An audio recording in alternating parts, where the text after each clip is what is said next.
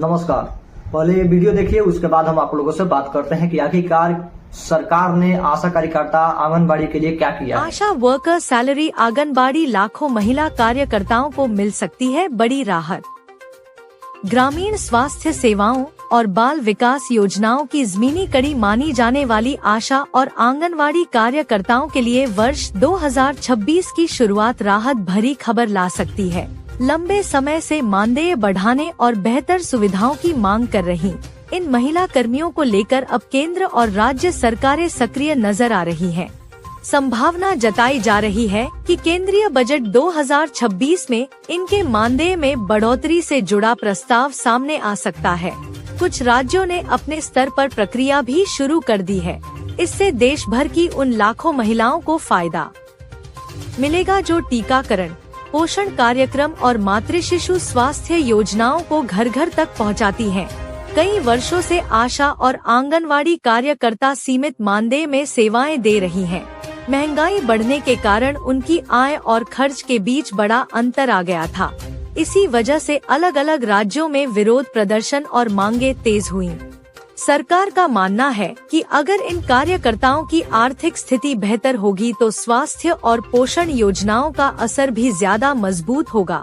इसलिए अब केवल वेतन ही नहीं बल्कि सामाजिक सुरक्षा पर भी ध्यान दिया जा रहा है। नया वेतन ढांचा कैसा हो सकता है? रिपोर्ट्स के अनुसार वर्तमान में आंगनवाड़ी कार्यकर्ताओं को अलग अलग राज्यों में 4,500 रुपए से 10,000 रुपए तक मानदेय मिलता है। प्रस्तावित बदलाव के बाद यह राशि बढ़कर 15,000 रुपए से 18,000 रुपए प्रतिमाह तक पहुंच सकती है। आशा कार्यकर्ताओं के लिए भी तय मानदेय के साथ मिलने वाले टास्क आधारित इंसेंटिव में बढ़ोतरी की बात सामने आ रही है। केंद्र सरकार अपने हिस्से की आर्थिक भागीदारी बढ़ा सकती है, जिससे कुल आय में सुधार संभव है।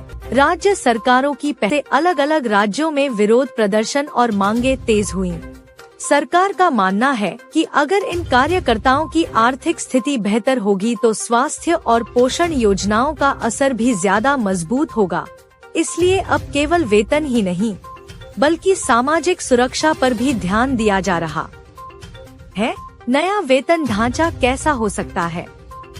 रिपोर्ट्स के अनुसार वर्तमान में आंगनवाड़ी कार्यकर्ताओं को अलग अलग राज्यों में 4,500 रुपए से 10,000 रुपए तक मानदेय मिलता है।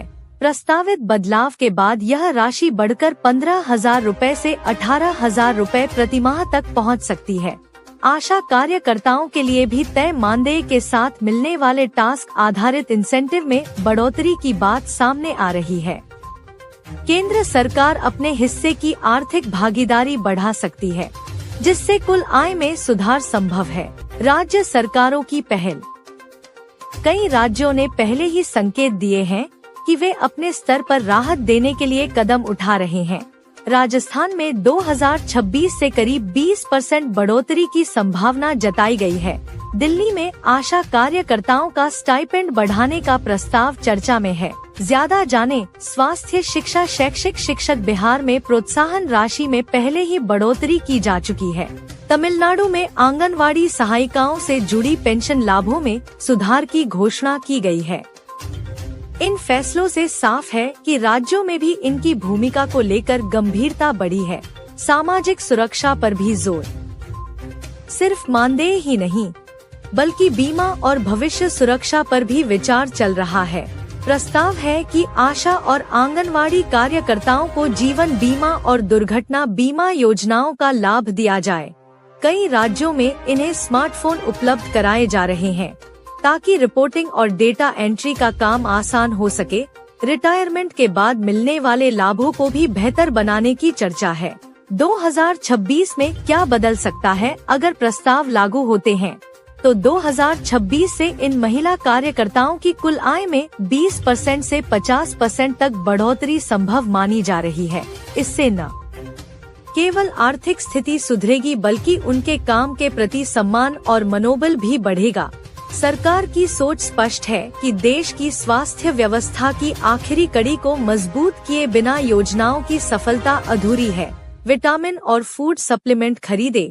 आधिकारिक आदेश जारी होने के बाद यह बढ़ोतरी स्वतः लागू होगी। अलग से आवेदन की जरूरत नहीं पड़ेगी।